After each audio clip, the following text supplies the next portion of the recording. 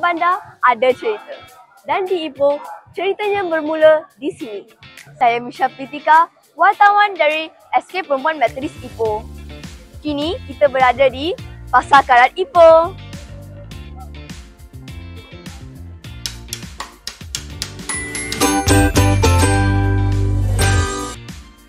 Pasar Loken Ipoh atau lebih dikenali sebagai Pasar Karat Ipoh merupakan pasar lambak yang membuka pintunya hanya pada hari Ahad, bermula dari jam 6.30 pagi hingga 1 tengah hari.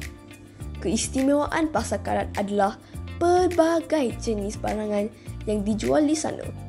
Antara yang menarik, anda dapat menjumpai barang-barang antik dan koleksi vintage seperti perabot lama, peralatan dapur klasik, shilling lama dan banyak lagi.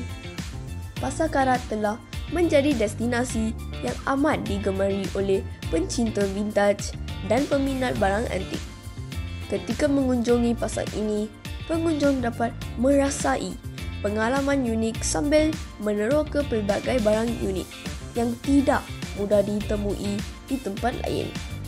Keunikan Pasar Karat Ipoh menjadikannya seperti syurga bagi mereka yang menggemari dan mengumpul barang-barang antik serta vintage. Pasar ini bukan macam pasar biasa. Di sini, tawar-menawar itu adalah satu seni. Bang, kamera ni berapa? Harga ini 100 juta. Boleh tak kurangkan sikit? Boleh, 110. Okey. Ini semua memang barang baru macam kita pakai. Baru. Yang macam ni terpakai. Hai, saya sebenarnya dari Nas Leather, saya Aznan dari Nas Leather. Saya buat keras tangan sejak PKP. Kalau tak PKP tu saya ingat bakat untuk buat keras tangan ni mungkin lambat sikit datang.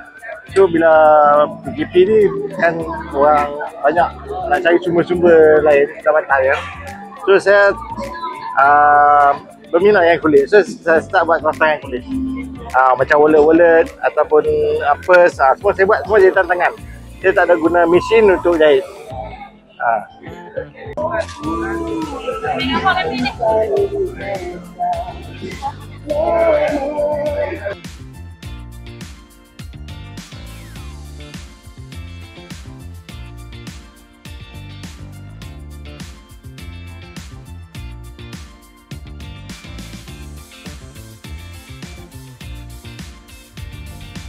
Peniaga di sini datang daripada pelbagai kaum, Melayu, Cina dan India, masing-masing dengan senyuman, cerita dan cara tersendiri.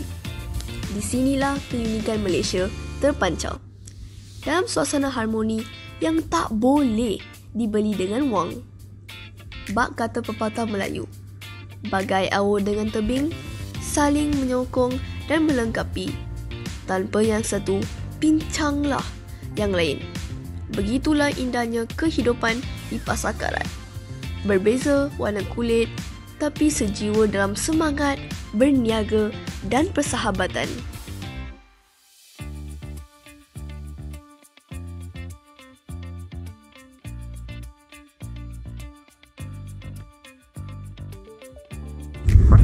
Menjelang jam 12 lebih, suasana Pasar Karat perlahan-lahan berubah.